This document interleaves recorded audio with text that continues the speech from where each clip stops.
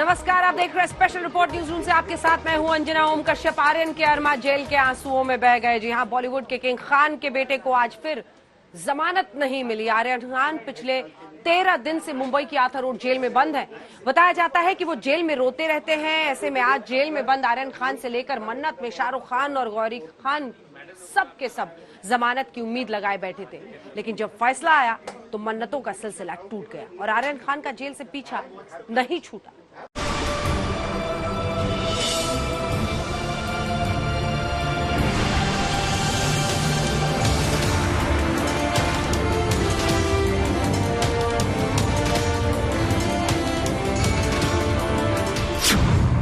आर्यन खान को आखिर क्यों नहीं मिली जमानत?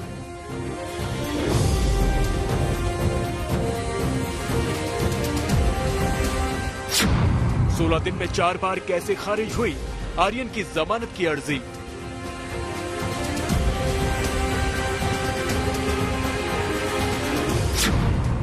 शाहरुख खान ने आर्यन की रिहाई मांगी थी, कैद तो नहीं मांगी थी।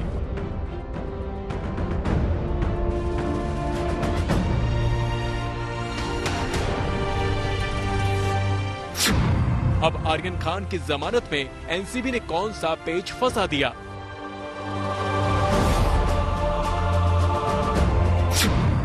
आर्यन खान की जमानत के लिए आगे क्या करेंगे उनके वकील?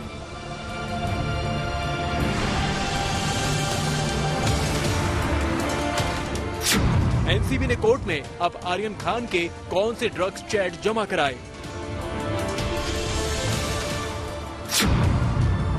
आर्यन खान के साथ ड्रग्स चैट्स में कौन सी नई एक्ट्रेस का नाम है? शाहरुख खान और गौरी खान की मन्नत फिर काम न आई। आर्यन के दो टॉप वकील सतीश माने शिंदे और अमित देसाई कोर्ट में इसी उम्मीद में थे, शायद जज ने 14 अक्टूबर को जो फैसला सुरक्षित रखा था उसमें आर्यन खान के लिए जमानत लिखी हो। एक रुके हुए फैसले पर शाहरुख खान, गौरी खान और आर्यन के पिछले 6 दिन पहाड़ की तरह बीते, लेकिन जब आर्यन की जमानत पर जज ने फैसला सुनाया तो आर्यन खान से लेकर उनके पूरे परिवार जैसे वज्र सा गिर पड़ा। खान और गौरी खान के लिए आर्यन की जमानत का इंतजार और बढ़ गया था, क्योंकि कोर्ट ने 14 अक्टूबर को आर्यन खान की जमानत पर फैसला सुरक्षित रख लिया था और कह दिया था कि आर्यन की जमानत पर फैसला 20 अक्टूबर को होगा।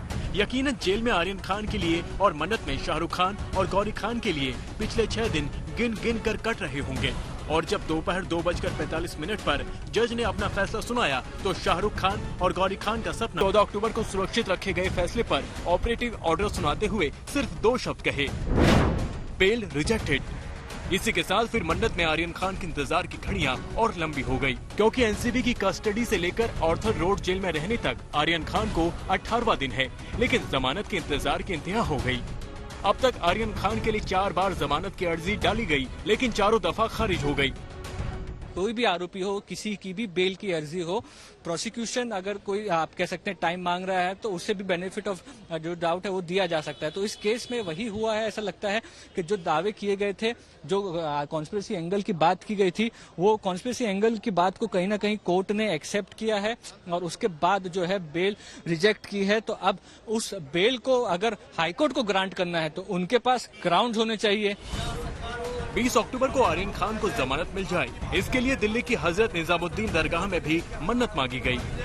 और आपकी बारगाह में जो चादर पेश की गई है शाहरुख खान जी की तरफ से, उनके बेटे आर्यन की तरफ से, उसको कबूल फरमा लीजिए। आज यौम विलादत का दिन है हुजूर नबी करीम सल्लल्लाहु अलैहि वसल्लम का। इस मुबारक मौके पे नजर करम अदा फरमा दीजिए शाहरुख खान और उनके बेटे के ऊपर। लेकिन एनसीबी ने आर्यन खान की जमानत में फिर से ऐसा पेच फंसाया कि सेशन कोर्ट ने जज पीवी पाटिल ने आर्यन खान को जमानत नहीं दी। ऑपरेटिव ऑर्डर सुनाते हुए आर्यन खान के साथ ही अरबाज मर्चेंट और मुनमुन धमीजा की जमानत याचिका खारिज कर दी। आर्यन के वकीलों को अब जमानत के लिए बॉम्बे हाईकोर्ट का दरवाजा खटखटाना होगा, लेकिन इसके लिए ऑर्डर कॉपी का इंतजार है। जब तक ऑर्डर कॉपी नहीं आती, वकील आगे की तैयारी नहीं कर पाएंगे। You'll have to wait for the order now. So, will you apply for in the High Court? Once we read the order, we'll decide. So, will you apply in the High Court right now? Once we read the order, we will decide. Aryan Khan की जमानत के रास्ते में अभी बहुत रोड़े हैं। आर्यन खान के वकीलों सतीश मानुशिंदे और अमित देसाई के लिए आगे का रास्ता अभी बहुत आसान नहीं है, क्योंकि ऑर्डर की कॉपी आने के बाद हाई कोर्ट में जमानत की याचिका डालने की तैयारी शुरू होती है। कोर्ट में न सिर्फ नए सिरे से बहस करनी होगी, बल्कि सेशन कोर्ट की ऑर्डर की कॉपी को देखते हुए उन बिंदुओं पर भी गौर करना होगा जिसके चलते कोर्ट ने जमानत रद्द की है। दलीलें तो वही होगी, लेकिन ग्राउंड्स कुछ और आगे छोटे मोटे चेंजेस रहेंगे, ज्यादा और कुछ नहीं। डिपेंडिंग के वो ग्राउंड्स उस पे कवर होके जो नीचे सेशंस कोर्ट का ऑर्डर जैसा है उस बेसिस पे ग्राउंड बनेगा। बुधवार को आर्यन के वकील अमित देसाई सुबह करीब 10:45 पर कोर्ट रूम पहुंचे। सतीश मानशिंदे के जूनियर भी वहां पहुंच चुके थे, जबकि एनसीबी के वकीलों को कोर्ट रूम पहुंचने में देरी हुई। बाद में करीब 12:30 बजे सतीश मानशिंदे भी कोर्ट पहुंच गए। जज वीबी पाटिल ने कोर्ट आने के बाद पहले रूटीन मैटर्स की सुनवाई शुरू की। आर्यन की सुनवाई का नंबर 22वां था, लिहाजा वकीलों को लंच के बाद 2:45 का वक्त दिया गया और जैसे ही फैसले का वक्त आया, जज वीबी पाटिल ने 2 शब्द में अपना फैसला सुना दिया। Bell rejected. मुस्तफा शेख के साथ साहिल जोशी, मुंबई, आज तक। आर्यन खान के वकीलों की दलीलों पर बार बार एनसीबी की दलीलें भारी पड़ रही हैं। आर्यन के वकील जमानत के लिए जितने जोर लगा रहे हैं, एनसीबी आर्यन खान पर कोई ना कोई खुलासा करके उनकी जमानत में नया पेच फंसा देती है। आज भी एनसीबी ने कोर्ट में आर्यन खान की ड्रग्स चैट को लेकर एक नया खुलासा किया और दावा किया कि ड्रग्स चैट में आर्यन और एक नई एक्ट्रेस के बीच ड्रग्स को लेकर बातचीत है। बताया जा रहा है कि आर्यन खान की इस ड्रग चैट में बल्क क्वांटिटी यानी थोक मात्रा और हाई ड्रग का जिक्र है।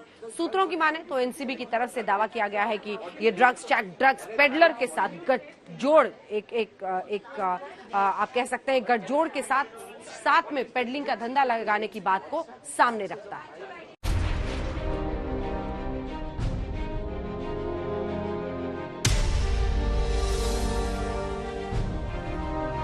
पूरे 18 दिन हो गए जब से बॉलीवुड के बादशाह शाहरुख खान के बेटे आर्यन खान कानून के फंदे में फंसे हैं।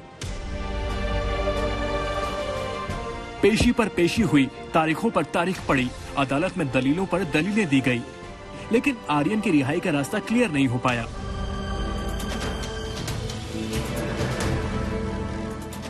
गौरी खान परेशान है, शाहरुख खान हैरान है, वकीलों को समझ नहीं आ रहा कि आखिर ये हो क्या रहा है।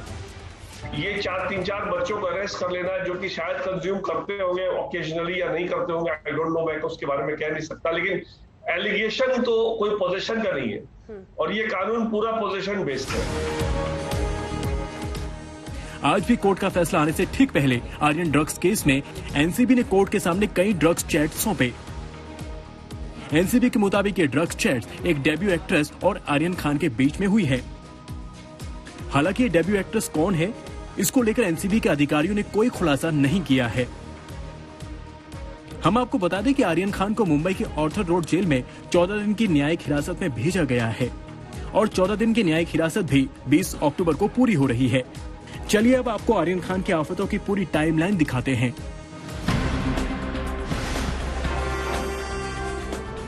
2 अक्टूबर को आर्यन क्रूज शिप में ड्रग्स पार्टी के दौरान पकड़े गए थे। 3 अक्टूबर को उन्हें कोर्ट में पेश किया गया था, जहां से उन्हें 1 दिन की एनसीबी रिमांड पर भेजा गया था। 4 अक्टूबर को उनकी दोबारा पेशी हुई, जिसमें रिमांड 3 दिन और बढ़ा दी गई।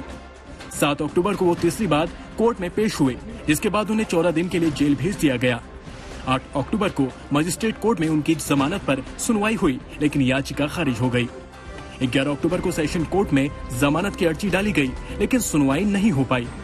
13 और 14 अक्टूबर को सेशन कोर्ट में लंबी बहस के बाद फैसला 20 अक्टूबर के लिए सुरक्षित रख लिया गया और 20 अक्टूबर यानी आज कोर्ट ने अपना फैसला सुनाते हुए आर्यन खान की जमानत याचिका खारिज कर दी। सुपरस्टार शाहरुख खान के बेटे आर्यन खान अगले कुछ दिन और मुंबई के सबसे बड़े जेल यानी कि आर्थर रोड जेल में बिताएंगे। जब उनको बताया गया कि सेशंस कोर्ट से उनकी बेल एप्लीकेशन को रिजेक्ट किया है, तो आर्यन खान पूरी तरीके से निराश हो गए, हताश हो गए। जेल के सोर्सेस हमें बता रहे थे कि आर्यन खान को आज पूरी उम्मीद थी कि उनकी बेल एक्सेप्ट की जाएगी, लेकिन जब उनको पता चला कि उनकी बेल एप्लीकेशन रिजेक्ट हुई है तो बहुत ही ज्यादा निराश हो गए। दूसरी बात, कल आर्यन खान की जो जुडिशियल कस्टडी है वो पूरी हो रही है। 14 दिन की जो जुडिशियल कस्टडी है वो अब एक्सटेंड की जाएगी, क्योंकि जब तक उनको बेल नहीं मिलती तो उनकी जुडिशियल कस्टडी 14 दिनों के लिए हर बार इसी तरीके से एक्सटेंड की जाती है। आर्यन खान जिस सेल के अंदर मौजूद है वहां पर 100 से ज्यादा कैदी मौजूद है। वो जब भी कुछ कैदियों से बात करते हैं तो वो एक ही बात कहते हैं कि उनका इस केस से कोई लेना देना नहीं है, वो पूरी तरीके से बेगुनाह है। जेल का खाना भी आर्यन खान को बिल्कुल पसंद नहीं आता। काफी सारा जो खाना है वो बाकी कैदियों को दे देते हैं। वो सिर्फ बिस्किट्स और चिप्स पर निर्भर करते हैं। जेल सोर्सेज का कहना है कि कोई भी आम आदमी जिन्होंने कभी भी जेल की शक्ल तक नहीं देखी, उसके लिए जेल के अंदर दिन बिताना बहुत ही ज्यादा डिफिकल्ट होता जाता है। लेकिन जैसे जैसे दिन जाते जाएंगे आर्यन खान को भी जेल के लिए जेल के जो प्रोटोकॉल है उसको फॉलो करना ही होगा। आर्यन खान के वकील लगातार उनकी गिरफ्तारी को बेबुनियाद बता रहे हैं। वो ये भी कह रहे हैं कि आर्यन के पास से कुछ भी बरामद नहीं हुआ है। ड्रग्स उनके दोस्त के पास से मिले हैं। सिर्फ एनसीबी को शक है कि आर्यन खान ड्रग्स रैकेट के हिस्सा हो सकते हैं। जानकारी ये भी आ रही है कि ऑर्थर रोड जेल में आर्यन खान और उनके दोस्तों की ड्रग्स से उबरने के लिए काउंसलिंग भी की गई है। सूत्रों की माने तो जेल में आर्यन खान ने कहा था वो आगे से ऐसा कोई भी काम नहीं करेंगे जिससे वो चर्चा में आए। वो गरीबों की मदद के लिए काम करेंगे। विद्या के साथ सौरभ वक्तानिया, मुंबई, आज तक।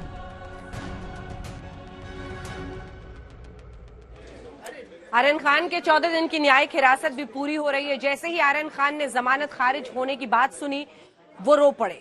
लेकिन आज तक ने आर्यन के साथ उनकी बैरक से रिहा होकर लौटे कैदी से बात की। श्रवण नाडार नाम के शख्स ने आज तक को बताया कि आर्यन खान क्या कर रहे हैं। मुझे पहले ये बताइए कि क्या प्रोसेस था, कैसे आर्यन अंदर आए और क्या कुछ आपकी मुलाकात हुई उनसे, क्या कुछ बातचीत हुई? बस वो आया तो हमारे साथ में आया था, तो बस वही जो आरोपी लोग सब लोग आते हैं वैसे ही आया था। बस आने के बाद हमारे साथ में एंट्री होती है, एंट्री हो गया हमारे बारात के अंदर उनको रखते हैं बस। श्रवण, कैसे कोई वीआईपी ट्रीटमेंट, क्योंकि शाहरुख खान के बेटे हैं, वो सुपरस्टार शाहरुख खान के बेटे आर्यन खान, तो कोई अलग ट्रीटमेंट भी उन्हें दिया जाता था? कैसे? अलग ट्रीटमेंट किसी का कुछ नहीं है, जैसा होता है वैसा ही है, किसी का अलग ट्रीटमेंट किसी को नहीं है। आप किस बारात में थे? 1 नंबर में था। और आर्यन खान भी 1 नंबर में। मतलब आप दोनों की सेल एक ही थी? एक ही सेल थी। तो कैसे आर्यन अपना वक्त बिताते, क्योंकि वो लग्जरियस लाइफ उन्होंने जी है अब तक और जेल जाना उनके लिए इतनी कम उम्र में बड़ी बात है, तो कैसे वक्त बिताते थे अपना? वो कम उम्र में नहीं, वैसा उसके साथ वाले भी है ना, उनका साथ उसका साथ वाला भी है वैसा, दूसरा उसका केस में वैसा दूसरे लोग भी है ना। उनके फ्रेंड्स जो थे वो भी उनके साथ ही हैं? जो वो भी उनके साथ में ही है ना, सब वो बारात में है ना। सब लोग अलग से तो डिवाइड बाद में करते हैं। तो वीआईपी है तो उनका कोई अलग उन्हें ट्रीटमेंट दिया जाता था कि कुछ स्पेशली जब इतने बड़े सुपरस्टार का बेटा हो तो उन्हें कुछ अलग ट्रीटमेंट भी दिया जा रहा है साथ में? ट्रीटमेंट कुछ नहीं दिया जाता, जैसा हम पब्लिक है वैसा ही है, सब आरोपी लोग कैसा वैसा ही है।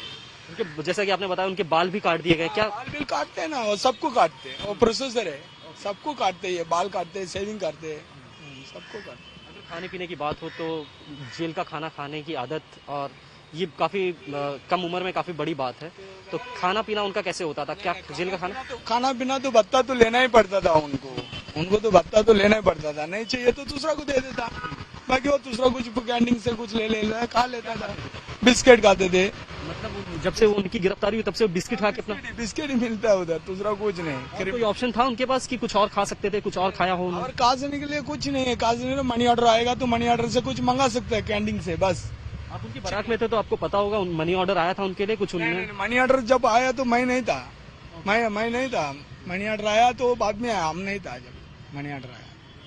जब तो दूसरा लोग देते थे ऐसा बिस्किट, बाजी में कोई दे देते थे। तो आर्यन रोते भी थे वहाँ पर? तो रोते तो थे, कोई भी रोता ही है, पहला दिन आता तो कोई भी रोता है। हाँ, वो नहीं, सब जो आता जाता जेल में वो नहीं रोता, बाकी जो नया आएगा तो वो तो रोएगा ही कोई भी। तो श्रवण, आप उनकी बारात में थे तो कुछ बातचीत भी हुई उनसे? कुछ बातचीत क्या, कैसा है क्या है, बस ये हम पूछते क्या हुआ, कैसा हुआ, ये पूछते। तो हम भी सोचते हैं बाबा इतना इसमें, हम ये सोचते कि ये भी आ गया ऐसा, हमारे साथ ही आ गया ऐसा, ये सोचते हैं। तो आपने सुना आर्यन खान जेल में किस कदर परेशान है, रोते हैं, बेगुनाह बताते हैं खुद को। लेकिन अब आपको दिखाते हैं कि कैसे आर्यन खान की ड्रग्स केस में गिरफ्तारी को लेकर घमासान छिड़ा हुआ है। बॉलीवुड के बहुत सारे सितारे आर्यन का सपोर्ट कर रहे हैं और अब आर्यन और ड्रग्स केस में जावेद अख्तर के बयान से तूफान खड़ा हो गया है।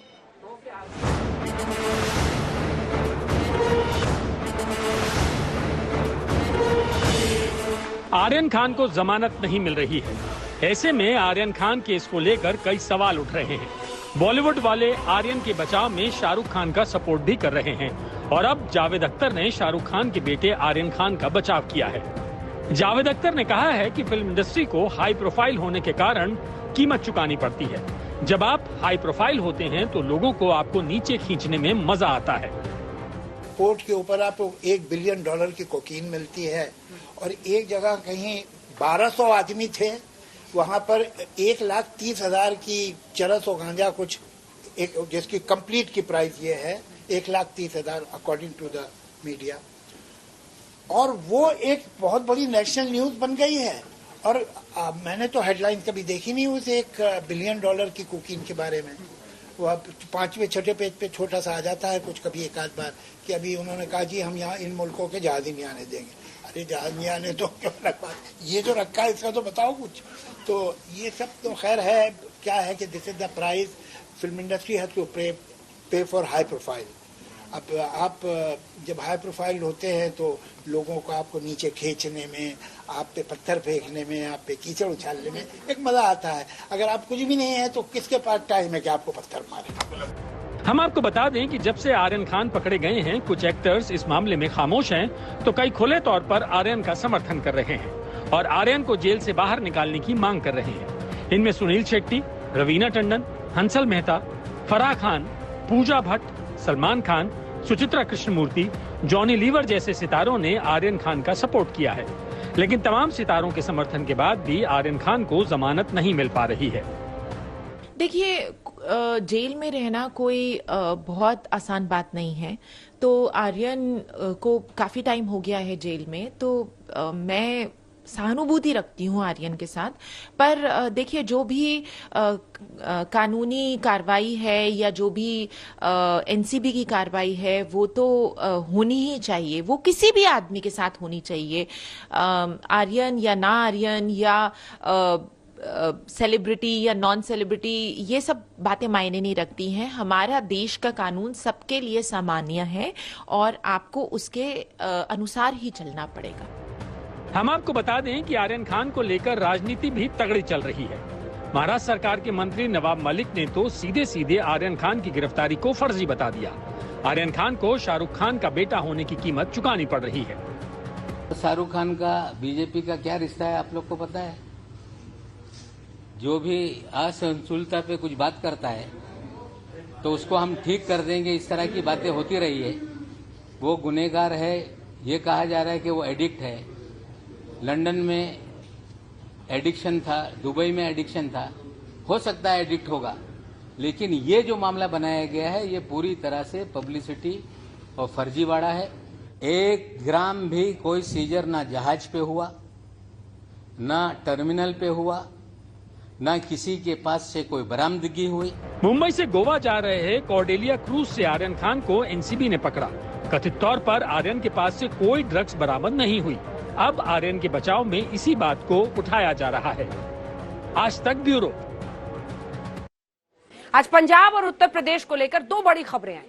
पहली बड़ी खबर यह कि उत्तर प्रदेश के पूर्वांचल में आज प्रधानमंत्री मोदी ने चुनावी बुगल फूंक दिया। प्रधानमंत्री ने चुनावी रण का नैरेटिव सेट कर दिया है। वहीं दूसरी तरफ पंजाब में कैप्टन अमरिंदर सिंह ने नई पार्टी बनाने का ऐलान कर दिया। ये दोनों खबरें उन राज्यों की हैं जहां अगले साल चुनाव है। चुनाव में चंद महीने बचे हैं। यूपी में मोदी और पंजाब में कैप्टन के दाव का मतलब क्या है? कुछ लोग कैप्टन के दाव के पीछे किसान आंदोलन के समाधान का रास्ता देख रहे हैं, तो कुछ इसे चुनावी रणनीति का हिस्सा। आज हम दोनों मुद्दों पर बात करेंगे। सबसे पहले पूर्वांचल में मोदी की चुनावी रैली का गणित समझिए। आज पूर्वांचल की धरती से नरेंद्र मोदी ने 2022 का चुनावी बिगुल फूंक दिया।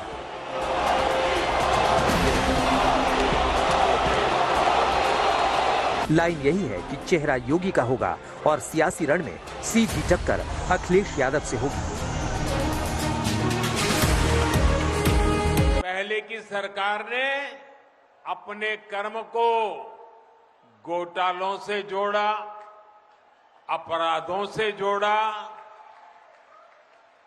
यूपी के लोग अच्छी तरह जानते हैं कि इन लोगों की पहचान समाजवादियों की नहीं, परिवारवादी की बन गई। श्रद्धांजलि है। बिना नाम लिए मोदी ने अपनी तरकश से परिवारवाद का बाण निकाला और समाजवादी पार्टी पर निशाना साधा। इस निशाने के पीछे बीजेपी के खिलाफ अखिलेश यादव का सियासी दांव है, जिसे मुद्दा बनाकर वो 2022 में बीजेपी पर भारी पड़ना चाहते हैं। जो लोग किसान को कुचल सकते हैं, कानून को कुचल सकते हैं, उन्हें देर नहीं लगेगी कि एक बार वो संविधान को भी कुचल देंगे। हम अपने किसानों को बधाई देना चाहते हैं। भारतीय जनता पार्टी ने कितना भी अपमानित किया होगा, लेकिन वो अपने संघर्ष से पीछे नहीं हटे हैं। उन्होंने भी ठान लिया है कि जब तक बैठे रहेंगे, जब तक ये 3 कानून वापस नहीं होंगे। और यही हमारे लोकतंत्र की ताकत है कि एक बार मुझे पंडित जी हवाई जहाज में मिले, उन्होंने मेरा हाथ देखा और हाथ देखने के बाद खुश होकर के कहा कि इस बार आपकी सरकार बनने जा रही है और 350 सीटें जीतोगे आप। अखिलेश यादव ने उत्तर प्रदेश में लॉ एंड ऑर्डर को चुनावी मुद्दा बनाया है, तो इसके जवाब में प्रधानमंत्री मोदी ने समाजवादियों के माफिया प्रेम पर प्रहार करते हुए योगी की बुलडोजर नीति समझाई। बीते 4.5 साल में यूपी में कानून के राज को सर्वोच्च प्राथमिकता दी गई है। 2017 से पहले जो सरकार यहां पर थी, उसकी नीति थी माफिया को खुली छूट, खुली लूट। यहाँ आपको ये समझना होगा कि चुनाव की दहलीज पर खड़े उत्तर प्रदेश में मोदी ने बीजेपी के चुनावी मिशन को नई रफ्तार दे दी है। कुशीनगर अंतर्राष्ट्रीय हवाई अड्डे से विमानों के साथ साथ बीजेपी की सियासी उम्मीदें भी उड़ान भर रही हैं। आध्यात्मिक यात्रा के जिज्ञासु के रूप में मन में संतोष का भाव है और पूर्वांचल क्षेत्र के प्रतिनिधि के रूप में भी ये एक कमिटमेंट पूरा होने की घड़ी भी है। इस क्षेत्र के युवाओं के लिए रोजगार के भी अनेक नए अवसर बनेंगे कि सड़क हो, रेल हो, हवाई जहाज हो, ये एक दूसरे को सपोर्ट करें, एक दूसरे की क्षमता बढ़ाएं। भारत में हो रहे इन निरंतर रिफॉर्म्स का ही परिणाम है कि भारतीय सिविल एविएशन सेक्टर में 1000 नए विमान जुड़ने का अनुमान लगाया गया है। हम आपको बता दें कि यूपी की 33% सीटें पूर्वांचल से आती हैं। यूपी के 28 जिले पूर्वांचल में आते हैं, जिनमें कुल 164 विधानसभा सीटें हैं। 2017 के चुनाव में पूर्वांचल में बीजेपी ने 164 में से 115 विधानसभा सीटें जीती थी, जबकि समाजवादी पार्टी के 17, बीएसपी को 14 और कांग्रेस को 2 सीटें मिली थी। 16 सीटें अन्य को मिली थी। यानी उत्तर प्रदेश की सियासी लड़ाई में पूर्वांचल का किला अहम होगा। अब बीजेपी को पूर्वांचल का किला बचाना है और विरोधी सेना को यही किला जीतना है। चुनावी रण में सेनाओं ने मोर्चा संभाल रखा है। उत्तर प्रदेश में कांग्रेस पार्टी 40% टिकट महिलाओं को देती। पिछली सरकार की फितरत ही दंगों में थी। वे दंगाइयों को प्रश्रय देती थी। वे दंगाइयों को हर प्रकार से प्रश्रय देकर के आगे बढ़ाने का कार्य करते थे। लेकिन भाइयों बहनों, विगत 4.5 वर्ष के अंदर आपने देखा होगा, उत्तर प्रदेश में एक भी दंगा नहीं हुआ और दंगाइयों को पहले दिन से संदेश दे दिया गया कि अगर दंगा करोगे तो अगली 7 पीढ़ी का पट्टा लिख करके जाना, जो भरपाई करती रहेगी। ये मिलावट वाले लोग हैं, धोखा देने वाले लोग हैं, झूठ बोलने वाले लोग हैं, धुआं उड़ाने वाले लोग हैं, इनसे क्या उम्मीद करोगे आप? रथ पर अखिलेश यादव 2022 के महारथी बनना चाहते हैं। योगी आदित्यनाथ सिंहासन पर बने रहना चाहते हैं। तो इस खेल में प्रियंका गांधी ने 40% महिला आरक्षण का दाव खेलकर नए समीकरण को जन्म दे दिया है। मेरा बस चलता तो 50 होता, तो लेकिन सबकी सहमति के साथ 40 तय किया है। ऐसे में कुशीनगर में मोदी के बुद्धम शरणम गच्छामि की मुद्रा को दलित दाव से जोड़कर देखा जा रहा है। यानी 2022 के लिए सभी पार्टियां दाव पर दाव चल रही हैं। लेकिन किसका दाव सब पर भारी पड़ता है, ये प्रदेश की जनता तय करेगी। अभिषेक मिश्रा, कुशीनगर, आज तक। आज पंजाब से बहुत बड़ी खबर आई। ये खबर है कांग्रेस के पूर्व लीडर और पंजाब के पूर्व मुख्यमंत्री कैप्टन अमरिंदर सिंह की नई इनिंग्स को लेकर। कैप्टन अमरिंदर सिंह ने 2022 चुनाव को लेकर अपने प्लान का ब्लूप्रिंट जारी कर दिया। आज खुद कैप्टन अमरिंदर सिंह ने तमाम सियासी अटकलों को विराम दे दिया। उन्होंने ऐलान किया है कि नई पार्टी बनाकर चुनाव लड़ेंगे और चुनावी रण में बीजेपी के साथ गठबंधन तक करेंगे। क्या है कैप्टन का प्लान, देखिए। कांग्रेस की पारी समाप्त करने के बाद कैप्टन अमरिंदर सिंह ने अपनी नई सियासी इनिंग को लेकर बड़ा ऐलान करके पंजाब की सियासत में तूफान ला दिया। अभी नाम को तो अभी इट्स टू सून टू से, वो तो इलेक्शन कमीशन से बात करनी पड़ेगी, सारी ऐसे बातें। और पर जितनी जल्दी हो सकता है, क्योंकि टाइम बहुत थोड़ा है। अब हम अक्टूबर में आ गए हैं, अक्टूबर एंड में तकरीबन, और नवंबर दिसंबर एंड में तो कोड ऑफ कॉन्डक्ट लग जाएगी। तो दिवाली से पहले लॉन्च हो जाएगी पार्टी। कैप्टन ने साफ कर दिया है कि 2022 में चुनाव लड़ेंगे, चुनाव जीतेंगे, यानी अभी सियासी संन्यास नहीं लेंगे। बड़ी बात यह है कि चुनावी लड़ाई में कैप्टन नई पार्टी बनाकर बीजेपी के साथ गठबंधन कर सकते हैं। पॉलिटिक्स होती है इश्यूज पे, not about people and religions. And BJP की अपनी सोच होगी, हमारी अपनी सोच। हम ऐसे तो नहीं कह रहे कि हम बीजेपी को ज्वाइन कर रहे हैं। बीजेपी के साथ अलायंस कर सकते हैं, स्टेट सीट एडजस्टमेंट कर सकते हैं।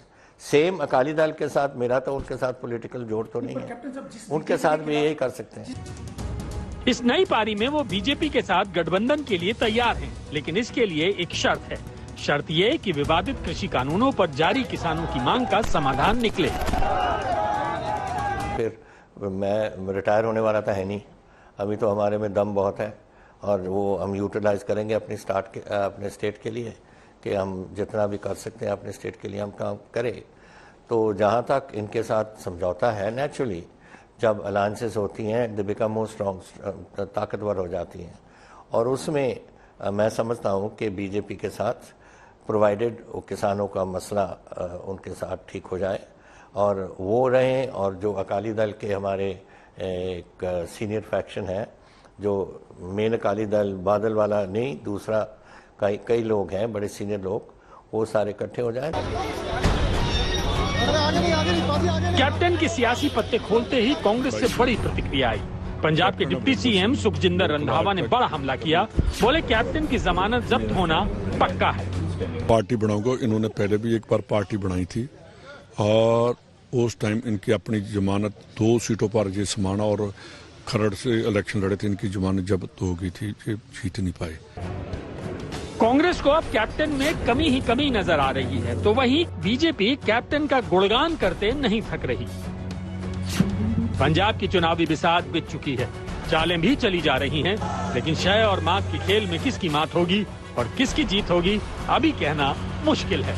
अशोक सिंघल के साथ सत्येंद्र चौहान, चंडीगढ़, आज तक।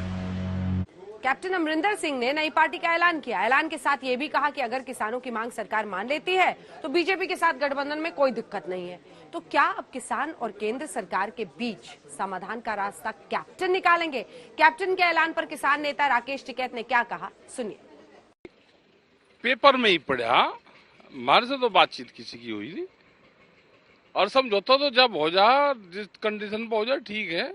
अगर कैप्टनों को की बात हो रही, भाई बात तो करेगा हो संयुक्त मोर्चे से भी, यहाँ तो बात तभी हुई नहीं। कैप्टन कौन सा कैप्टन? कैप्टन भी 2 हैं, एक ये कैप्टन, एक सरकार का कैप्टन। अब कौन से कैप्टन से बात उनकी हो रही? उनका ये है कि एक आदमी को बुलवाओ, बात करो, उसको चाय पियाओ और फोटो डाल लो, वो संयुक्त मोर्चे से खत्म। किसानों के भरोसे जो कोई बात करने जाएगा वो जिम्मेदारी से जाना, संयुक्त मोर्चा जाएगा बातचीत करने। संयुक्त मोर्चे के भरोसे, किसानों के भरोसे कोई आदमी अकेला इनके जाल में नहीं फंसना। ये जाल में फंसावेंगे, ये षड्यंत्र चल रहा है इनका, सरकारों का, इनसे बच के रहना जाल से। देखिए, बातचीत तो होती रहनी चाहिए, पहले भी हुई थी, हम भी अनऑफिशियली किसान नेताओं से मिलते ही हैं कहीं ना कहीं, चाहे सोशल प्रोग्राम में मिलो या किसी में भी। लेकिन ऐसी कोई मंशा भारतीय जनता पार्टी की नहीं है। अमरिंदर सिंह जी अगर कोई भी सहयोग करना चाहता है इस आंदोलन में तो उसका स्वागत है, सबको करना चाहिए सहयोग।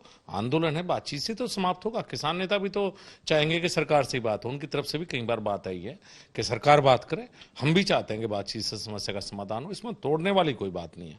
कोई ना कोई तो कहीं ना कहीं किसी स्तर पर बात करेगा, सबका स्वागत है। ये धोखा चल रहा है, हर आदमी से संपर्क कर रहे, इनके चक्र में न फंसे। सरकार है अपने वहां बुलावे, फोटो खींचे आदमी खत्म, फोटो खींचे आदमी खत्म।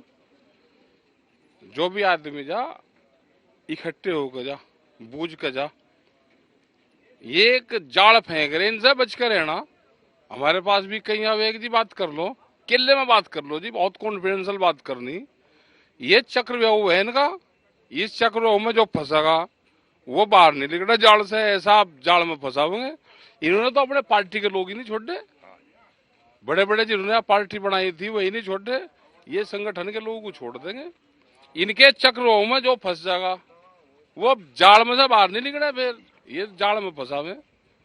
कौन आपसे, आप कह रहे हो कि आपके पास भी आजा यहाँ भी बुल्ले बिथरे आजा जी, बात कर लो। आपसे बात करना चाह सरकार किले से, मगर संयुक्त मोर्चा करेगा बात। नहीं, मेरे विचार से ऐसा किसी को अकेला अकेला नहीं बुला जा रहा।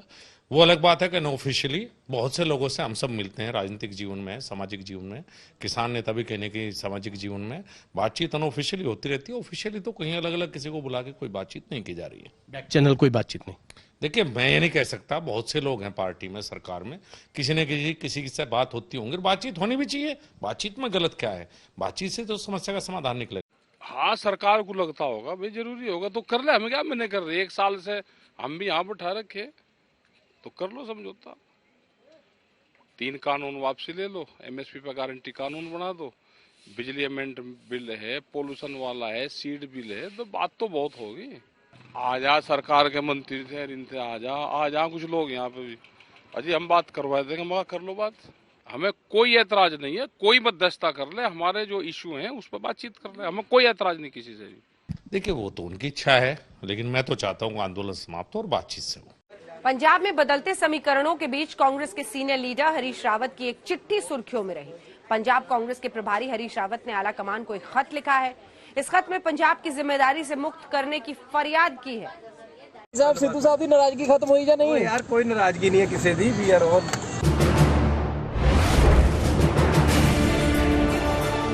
पंजाब में कांग्रेस का घरेलू झगड़ा है कि खत्म होने का नाम नहीं ले रहा। रूठने मनाने का खेल ऐसा है कि पंजाब प्रभारी हरीश रावत का हौसला पस्त हो गया। आज हरीश रावत ने आला कमान को खत लिखकर अपील की है कि पंजाब कांग्रेस के कार्यभार से मुक्त कर उन्हें उत्तराखंड जाने का निर्देश मिले।